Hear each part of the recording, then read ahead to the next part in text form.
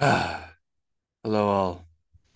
Today I'm wearing something of a fun, festive shirt. So, having fun with that. And yeah, it's very enjoyable. Crazy recent times. And here I am now. So, let us get into the next chapter. Mm. And I have coffee to drink today. This is chapter 22, The Path to the Kingdom. Harold's marriage to the Princess Elisif was set to take place in the winter. The King Yaroslav had been more than happy to make good his offer and have Harold join their houses into one family. Through the rest of the brief summer months and the cold falling of autumn, they who were Varangian trained and rested in the grand halls of Novgorod. The courtyards were full every day with warriors training with sword and axe. Drills were arranged, and they ran through these with great energy and will. Sometimes they would have to fight off many foes, starting only with their shields, or they would make great games where all wielded practice weapons, and they would war with each other. In the day, they fought and trained and sustained injury, in the night, they drank and feasted and fucked. It felt truly like the training halls of Valhalla, and all shared in the grand game of it all. For those warriors who had joined from Miklagard, the hardest part was to fight off the cold. Stephanos personally spent every morning running around the largest training ground without a shirt, his hands and ears screaming in pain for the frigid cold upon him. But every day he grew better at withstanding the temperature. Oftentimes, the people of Novgorod would come to watch the howling mass of their training, as it was never a dull affair. They trained for war by warring with each other, knowing that if they did not strive for the greatest effort, they would not be readied for the battles that were to come. Harold made no mystery of his ambition that would go out from Novgorod. With the resumption of his great wealth, he would turn his army to the west and go for the crown of the north. After so many years gone, he was ready to fight and take the kingdom that he dreamed of. When the frosts grew deeper still and became the heavy snows of winter, the wedding was announced. All the warriors were invited to the grand feast that would span the whole castle, and most of the city gathered to the procession. Harold and the Princess Elisif walked together through the street. Their hands were held together, and they greeted all who stood in the streets to see the wedding. Adding to this, the king himself walked with them and bestowed blessings onto all as they reached out to their sovereign. Additionally, Harold ordered all his warriors to clothe themselves in full battle dress, draw their weapons, and march out in front of, alongside, and behind them. They had no need to push any aside, for they strode forward for the throngs as they strode forward, for the throngs made way eagerly with the immense demonstration of power before them. After they walked through the cheering crowds of the city for an hour, they returned to the great church in the castle and stood before a bishop of the Eastern Church. He stood tall and wizened, gray and black running through his large beard, those same colors marking his robes. The patriarch looked out over the pack of the church, seeing Nordic warriors, dignitaries, magistrates, counselors, and advisors, and important men and women from the court of the city. He raised his hand to quiet the crowd and called a summons to prayer. All within the church bowed their heads as he led the chant in Greek, assisted by a choir who sang their voices to God. At this beckoning, Harold and Elisif knelt before the man who stood before the altar, the king Yaroslav also joining in and kneeling beside his daughter. Amen, preached the patriarch said in a song tone, and all the crowd repeated the amen back. With scepter in hand, the old man lowered a blessing down upon the pair, and a bowl of holy water was brought forth. With great ceremony and presence of moment, the patriarch dipped his fingers into the water and then made the sign of the cross onto Harold's forehead, and then Elisif. The chanting and singing continued as censers swung, spilling cleansing smoke everywhere within the church. Harold and Elisif's hands were upon the other, and a cloth of religious significance was draped over them. Then the man called that they stand, and when they did, they were man and wife. One body, one soul, forever, in the eyes of God and Holy Mother Church. They would enter the kingdom together and be bound in unity forever. All this the patriarch told them in Greek, and all the while Harold smirked smugly at his triumph. This day he had long awaited. The pretty princess he had seen 10 years past had grown into a beautiful woman whose virtue and innocence were legend, and now at 20 she was his. They turned to the crowd, and a cheer erupted from them all. Harold threw his hand up and was greeted with more cheering and chants of his name from his warriors. Harold then turned and took the princess in his arms and kissed her hard in front of all. She protested in surprise and pushed lightly on him as he pressed further, wrapping her tight in his arms. The people cheered and laughed in delight, sharing his moment. He turned back to them. "To the feasting halls! We celebrate this night," he said. Very few heard him for the tumult present within the church then.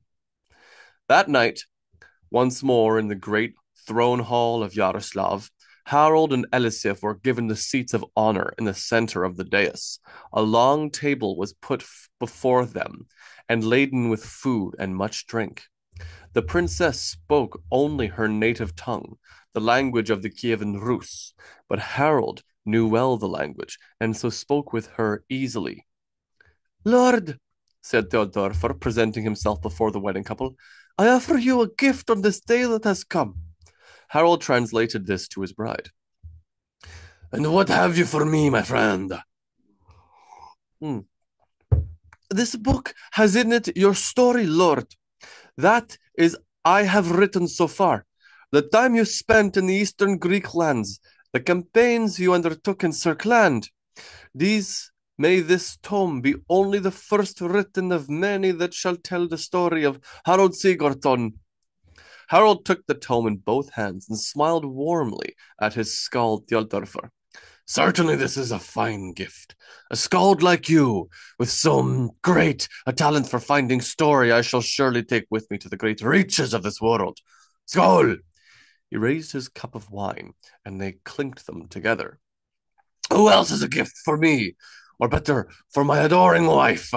Come on forth, you! Someone bring to her a gift. You there! Niels, that's it! Come and present a gift for my wife."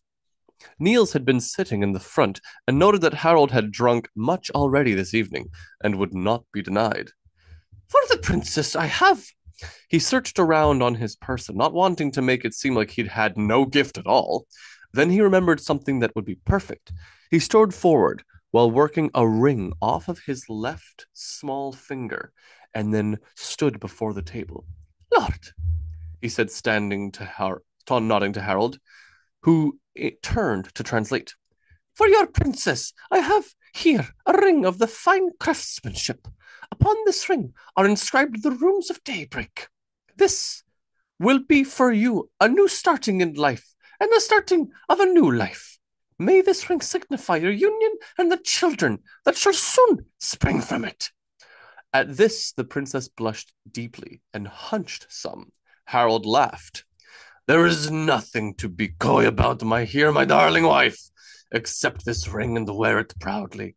I am sure the prayer that comes with it will soon come forth. God will ensure our getting of many children. And drink! What is this? My wife does not have a drink. Who would share with their drink with my wife? He asked, standing, somewhat wobbling when he did, but he stayed himself against the chair back. All those in the hall stood with their cups held high and forward. Much wine and beer was spilled onto the floor in the action of it. Not you, not you. Now sit down, all of you. I meant among the women here. I know that each of you, my men, would jump for a chance to share a drink with my wife or to drink of her. All laughed, and the men sat. Women! Only among you I want a drink shared. Yes, Helgi. Come, Helgi. Is that your famous mead, or is it Dorvan's? It is mine, lord. It is all I will drink. Helgi stood tall and walked through the table and chairs, receiving many pats of encouragement. She held a long and straight horn that boasted many ridges, making it easiest to grip. Then she got to the table. She knelt and held out the horn for the princess. Harold had to tell her in Rus what it was and what was offered. And for a moment the princess hesitated and shook her head. Oh, take it, he said to her. You are my wife now. You can drink. Soon enough, she'll be needing it more than anyone, Sven shouted from his seat, and the hall burst into great laughter. Sven, you dog! I should challenge you to a holmgang. Do not deny me, lord. You will need it as much as she. Even Harold laughed now at this. Take it, my dear wife, drink. Elisif looked up at Helgi, who regarded her with kind eyes and an encouraging smile. She nodded comfortingly, and the princess took the horn. She drank a sip, and then she drank much more. It was, of course, the delicious golden mead of Helgi's brew. See! See how she learned our ways. This woman will be a queen someday. To the princess! Great beauty and honor, he said, raising his own cup. Skål! They shouted in response, and all drank. That was for you, he said quietly to her. They all drank for your honor. She smiled at him, and then leaned over and kissed him, to more cheering. Helgi resumed her seat. Fitbjorn was not there at the feast. He'd eaten earlier and didn't need to sit in on another meeting concerning the great Harold Sigurdsson's appreciation committee. He stood at a balcony and looked out over the city from 30 feet up. The air was frigid. The wind was not blowing over him, for which he was grateful. He wore his heavy trousers, boots, thick rough-spun tunic, leather arm bracers for warmth, and his huge white cloak tied tight about him. He stood there, breathing heavily and watching the fires in the city, and occasionally his own breath wafting out in clouds to obscure the view. In his bare hand was a large carven horn filled with some dark northern beer. The music resumed from the feasting hall behind him, and he groaned loudly in lieu of a sigh and took a drink, belching as loudly when done. The pleasant warmth of the drink continued to fill his chest. He tasted it and felt the warmed air even when he breathed. Oi, laddie, I thought I may find you here. I'm glad you've come, Ragnar, Fitbjorn said. You are? Why's that? He asked, taking place next to Fitbjorn. I've almost done this horn. He turned to the man on his left. I would need someone to go and get me more. Ragnar laughed. Make me, he replied. There are some chairs here. I'm sitting at least. He wore just as much clothing against the cold as Fitbjorn, but he also had a pair of padded gloves on. Ragnar pulled forth 2 chairs of good woodwork and sat heavily in the left one. Come and sit, laddie. Go on, tell me what's it about the night that should have you out here facing the cold instead of in there with a haunch of meat and the warmth of a woman to keep you sated tonight. Fitbjorn looked back and decided to sit. His chair groaned just as loudly as he fell into it. I have all I need here, except for a fire. I'd like a fire. There are hearths in the hall. By God, it's cold out here. Aren't you from the land of the Scots? Aye, I am. Doesn't mean I cannot recognize cold for what I feel it. He then pulled up to hit the hood on his cloak and pulled it tight to his head. I grew up with cold like this, and actually, I've missed it. He smiled at the world. I wanted a night away from the endless feasting and continual bloating to Harold's glories. Again and again, it's never ending. I'd rather have my own celebration for the gods here, where my honors won't be drowned out by the wailing of Christian singing and other damned lamentations and blood drinking. He looked over to Ragnar, who saw him smiling. All's a right, laddie, dinna you worry for my sake. I know my relation to God will go undiminished no matter what you say. Even now, we're so far from the church you gave so much to. Aye, well, it's no matter how far I am from the church I help to support. I were glad to do it. But you won't get to worship there anymore. Aye, I will nae. But that matters not to me. I didn't tithe there because I wanted the chapel to swell in splendor so that I might be more comfortable praying there. Such a thinking didn't cross my mind. I contributed my wealth there, for I thought that it could definitely use the money. You see, I have a different view of the altar. By the teachings of Christ, they come.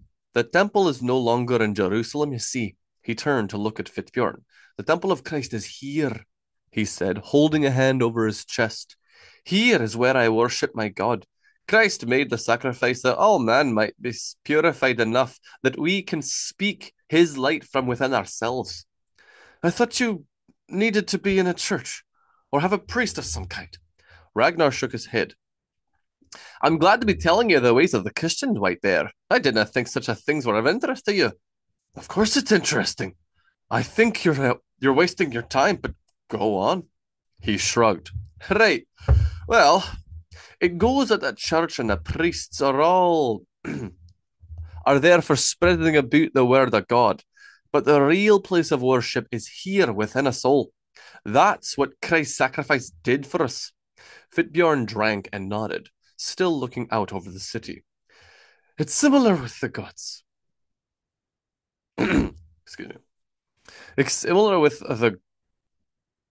Oh heavens! I need to figure out who's speaking now. It's similar with the gods.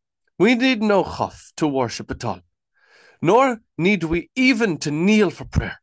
Not to my gods. The forests, the icy rivers, the highest mountain peaks is where my gods dwell. I go into the harsh wilderness and commune with my gods. Aye, but do you pray? It's a powerful thing to be praying, laddie.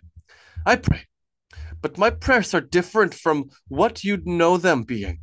You speak with beads and have a spell to say with careful wording. My life is my prayer. Every time I rise to face my foe without fear, that is a prayer to the gods. When I choose the path of great trouble to protect those I respect and love, that is a prayer. When I choose strength and power, those are the ways I respect and honor my gods. Ever they are watching, but it takes great feats to garner their attention. He smiled to himself. Still, I think they shall be happy to have me when I finally enter the great doors of Valhalla. Every day is a chance for the gods to know and delight of life by my sacrifices. What you sacrifice goes up to the gods, he explained. And yet still do they share in the glories and the revels we share in here, in the Midgard. The gods have shared much in celebration and glory by my action in this life. I am sure they shall want to hear my stories when finally I am killed. That is my prayer. That's a profound manner for ye to have come to there, White Bear. The temple is within us, he mused to himself, then took another drink. So then, why have these churches of yours at all? We don't have churches. Those are Christian. There's nae a pagan church. You just said that there were such a thing. Ours are called Huff. Church means a Christian place of worship. My people typically do not worship at churches. Well, we honor the war gods in churches, but I don't think that you'd consider that a good thing. He laughed and raised his horn, pouring out a sip for the gods. Shut your trap, laddie.